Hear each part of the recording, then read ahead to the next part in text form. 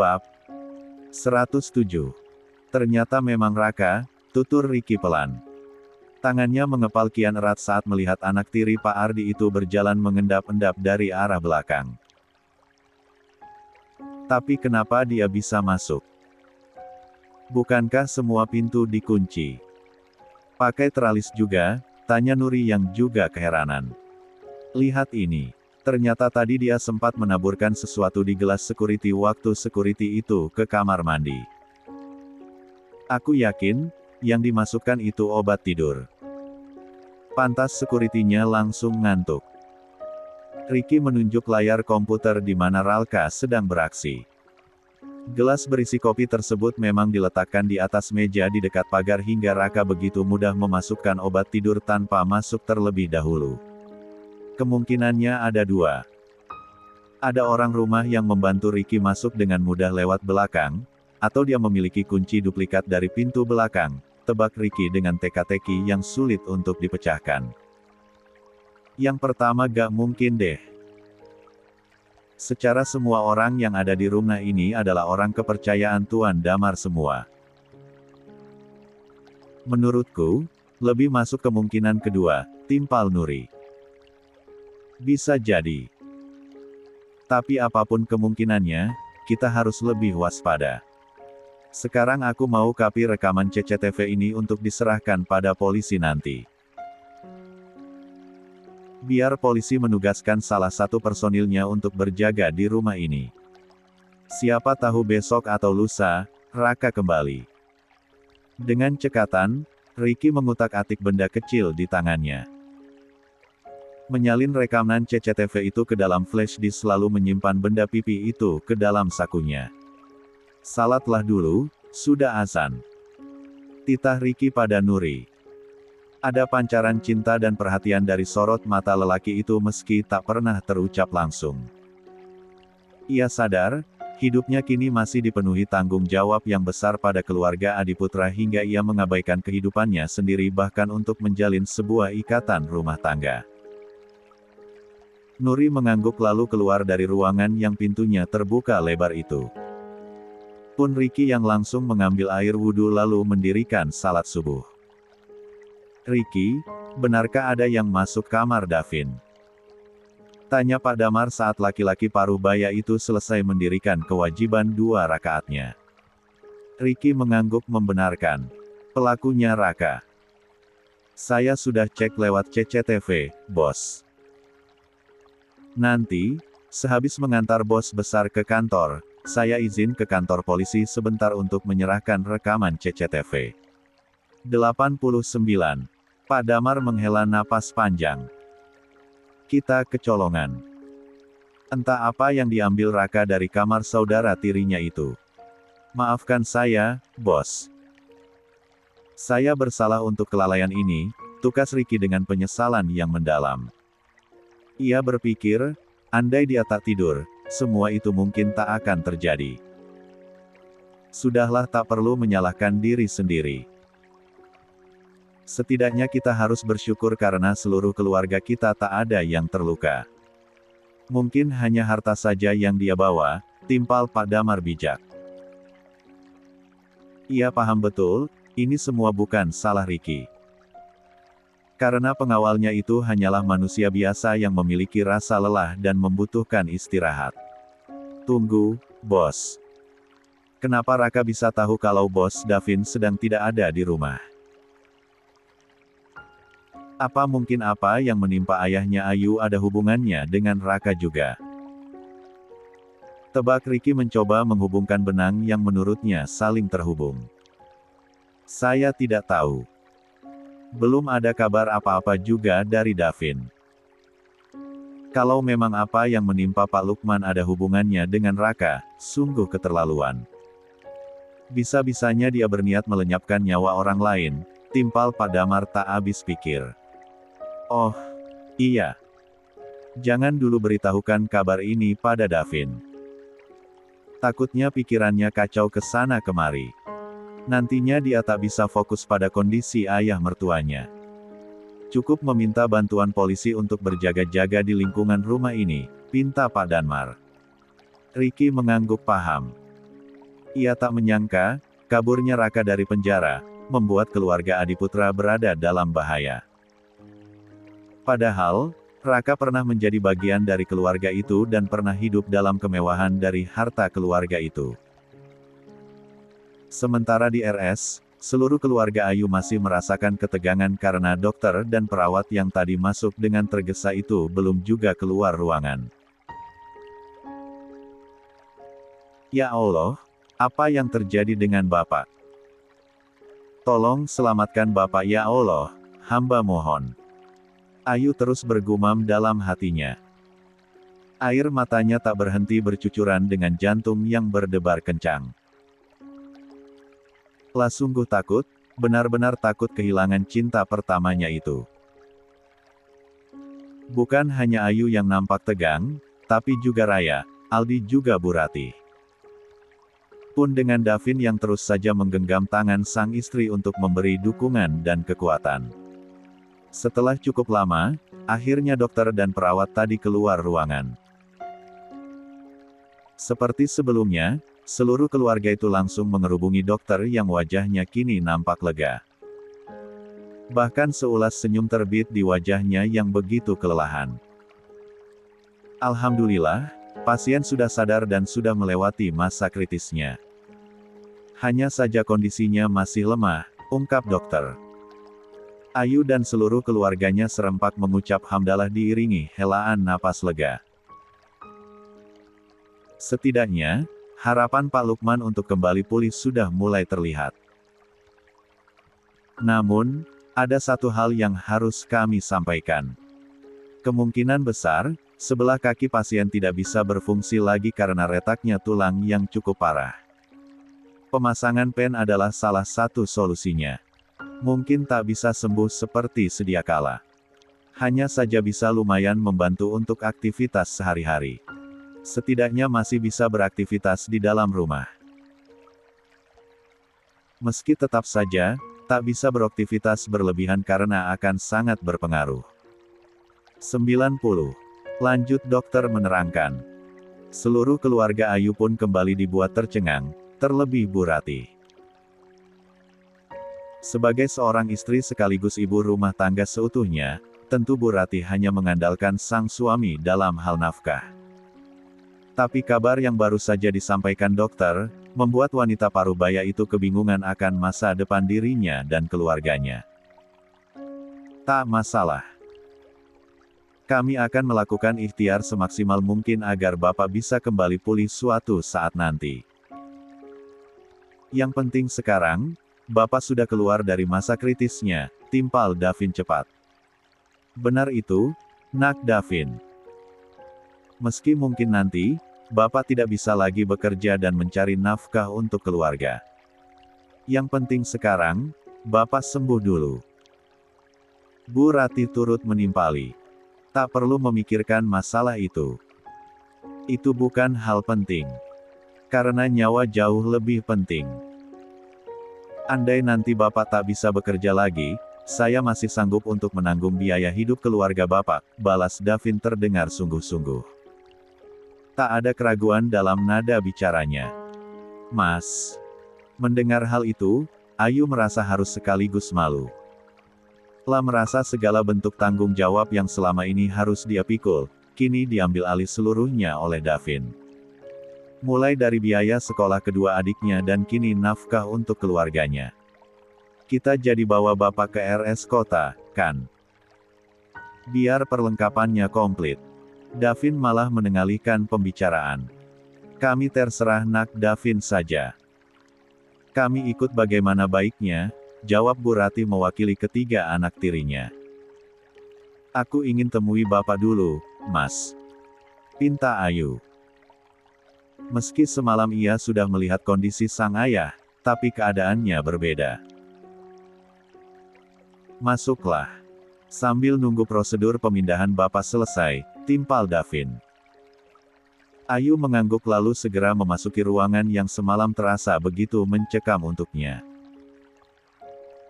Matanya langsung tertuju pada Pak Lukman yang matanya benar-benar sudah terbuka. Seulas senyum tipis terbit dari laki-laki parubaya itu begitu melihat kemunculan sang putri. Tangannya yang masih lemas sekaligus ngilu mencoba diangkat pelan sekadar untuk memberi kode pada Ayu untuk mendekat. Ayu tersenyum sekaligus menangis. Ia melangkah dengan perasaan campur aduk antara bahagia, terharu, tapi juga masih tersisa kesedihan karena kondisi sang bapak yang masih memprihatinkan. "Bapak." Ayu merintih pelan dengan suara tercekat. Matanya kembali basah dengan air mata. "Alhamdulillah Bapak akhirnya sadar juga," lanjut Ayu yang wajahnya begitu dekat dengan sang ayah. "Bapak gak apa-apa. Bapak baik-baik saja. Jangan menangis. Kasihan cucu Bapak ikut sedih nanti," sahut Pak Lukman begitu pelan bahkan hanya serupa bisikan. Mendengar itu, bukannya berhenti menangis, tangis anak pertamanya itu justru kian tergugu. Ayu sungguh kagum dengan sosok ayahnya itu. Meski kondisinya begitu lemah dan baru saja melewati ganasnya bertaruh nyawa, tapi Pak Lukman tetap ingin menunjukkan bahwa dia baik-baik saja. Laki-laki yang tubuhnya tak lagi segagah saat muda dulu seolah tak ingin menjadi penyebab kesakitan sang putri. "Pak, Mas Davin lagi mengurus prosedur pemindahan Bapak ke RS di kota agar lebih komplit. Jadi Bapak bisa ditangani lebih baik. Semoga saja Bapak bisa cepat-cepat pulih, ya." Tutur Ayu sembari menyeka air matanya. 91. Pak Lukman menggeleng pelan. "Jangan. Biar di sini saja. Bapak tidak ingin merepotkan kalian." "Sama sekali tidak repot, Pak. Mas Davin hanya ingin berikhtiar semaksimal mungkin. Kalau Bapak cepat pulih juga Bapak bisa segera pulang ke rumah," bujuk Ayu selembut mungkin. "Baiklah kalau seperti itu. Terserah kalian saja. Bapak manut," timpal Pak Lukman pasrah. Kondisinya yang masih begitu lemah, membuatnya hanya bisa menuruti keluarganya. Ayu mengangguk cepat. "Ayu keluar dulu. Bapak istirahatlah lagi sambil menunggu semuanya siap." Pak Lukman mengangguk begitu tipis. Matanya nampak sayu dan helaan napas yang belum sepenuhnya normal. Masih dibantu alat medis yang masih menempel di tubuhnya. "Raya, Aldi, kalian pulang saja, ya. Tunggu di rumah. Toh Bapak sudah keluar dari masa kritisnya. Kalian gak perlu ikut menunggui Bapak di RS di kota. Berabe. Kalian kan harus sekolah," tita Ayu pada kedua adiknya. "Tapi, Mbak. Ikut saja apa kata Mbakmu, Rai. Itu semua benar kok. Berabe kalau semua ingin ikut jaga Bapak di RS. Gak apa-apa, ada Ibu kok, tenang saja. Kalian titipkan saja Bapak sama Ibu," potong Bu Rati cepat. "Ada Mbak juga, Rai. Mbak juga insya Allah akan temenin Ibu buat nungguin Bapak. Kalian fokus saja sekolah ya." Ayu pun buru-buru menimpalinya ucapan sang ibu tiri. Raya menghela napas berat. "Baik kalau gitu," balasnya meski terpaksa. Pun Aldi yang belum bersuara. Meski dia lebih banyak diam, tapi dia pun sama beratnya dengan apa yang dirasakan Raya. Hanya saja, karena ia laki-laki, ia tak terlalu pandai mengekspresikan perasaannya. Pagi ini, Riri bangun sedikit terlambat dari biasanya. Bibirnya melengkungkan senyuman saat melihat Romi yang juga masih berbaring di sampingnya. Semalam, keduanya sempat melalui malam panjang dengan bercinta. Hal yang selama ini selalu diabaikan Romi dari istrinya itu. "Mas, apa kamu gak kangen sama aku? Kita pacaran lumayan lama loh. Selama itu, aku selalu bersikap romantis sama kamu. Harusnya sekarang kita lebih romantis lagi dong. Kan kita sudah menikah, sudah mau punya anak juga," rayu Riri semalam. Tangannya memberanikan diri untuk bergerilya. Yang biasanya menagih nafkah batinnya secara emosional, semalam ia mengubah cara itu dengan lebih lembut dan penuh sentuhan. Tak ketinggalan, sisi liar yang selama ini dipendam, kini dimunculkan Riri demi meran 9 sang suami. Benar saja, Romi akhirnya luluh juga. Setelah berbulan-bulan dianggurkan, akhirnya ia disentuh juga seperti para istri umumnya. Wajah Riri yang masih penuh senyuman tiba-tiba mengerucut kesal saat mendengar riuhnya suara peralatan dapur yang saling beradu. Ia yakin, hal itu sengaja dilakukan ibu mertuanya agar Riri segera keluar kamar dan bersedia membantu. "Maaf, Bu. Kali ini enggak dulu. Aku lelah," gumam Riri sambil menyingkap selimut lalu turun pelan dari tempat tidur. Bibirnya kembali tersenyum kala mengingat kalau hari ini, dia akan menikmati kebersamaan dengan sang suami dengan menonton film bioskop. 92. Gegas Riri pun meraih ponsel untuk mencari tahu film apa saja yang sedang tayang di bioskop hari itu. Namun, matanya langsung tertuju pada panggilan tak terjawab dari adik tirinya, Raya. Pun dengan satu pesan yang belum dibacanya. Ada apa Raya menelepon larut malam? Pikir Riri. Lekas ia pun membuka pesan untuk menuntaskan rasa penasarannya. Mata Riri seketika membelalak lebar saat membaca pesan tersebut. Refleks ia mengguncang tubuh sang suami untuk membangunkannya. "Mas, bangun. Bapak kecelakaan. Antar aku ke RS sekarang," pekik Riri khawatir. "Mas." Riri kembali mengguncang Romi lebih keras karena tak ada tanggapan dari suaminya itu. "Cek, apaan sih? Aku masih ngantuk, mau tidur," timpal Romi ketus. Kesadarannya belum pulih karena ia masih di alam mimpi sebagian. "Tapi bapak kecelakaan. Aku mau lihat." Kukuh Riri. "Itu kan bapakmu bukan bapakku. Aku gak peduli." Timpal Romi lagi sambil mengibaskan kasar tangan Riri yang bertengger di lengannya. "Dek." Riri sungguh tersing mendengarnya. Padahal selama ini, ia rela mengabdikan dirinya di keluarga Romi dan menganggap kedua mertuanya itu sebagai orang tuanya sendiri meski perlakuan mereka kerap tak mengenakan. 93. Baru semalam kebahagiaan yang Riri rasakan sebagai seorang istri sepenuhnya. Merasa diri dicintai lagi setelah sekian lama tak pernah dilirik suaminya. Hingga harapan pernikahan impian itu mulai tumbuh. Tapi kini, wanita yang sedang hamil memasuki awal trimester ketiga itu kembali dibuat nelangsa oleh perkataan sang suami. Kembali dibuat jatuh oleh kenyataan bahwa suaminya belum berubah. Riri pikir, setelah menikah, orang tuanya adalah orang tua sang suami, dan orang tua sang suami adalah orang tua dirinya juga. Tak ada perbedaan dari keduanya. Nyatanya, Romi justru menunjukkan sikap bahwa ia sama sekali tak peduli pada keluarga sang istri. Padahal dulu, Romi seringkali datang bertandang ke rumah Riri dan selalu diperlakukan dengan baik dan istimewa oleh kedua orang tua Riri. "Tega kamu bicara seperti itu sama bapakku, Mas. Bapak memang bukan bapak kandungku. Dia cuma bapak tiri. Tapi dari dialah aku bisa merasakan kasih sayang seorang ayah yang sesungguhnya. Dia menyayangilku sama seperti menyayangi putrinya sendiri," tutur Riri dengan suara bergetar. Ia mulai menangis, cemas dengan kondisi ayah tirinya itu.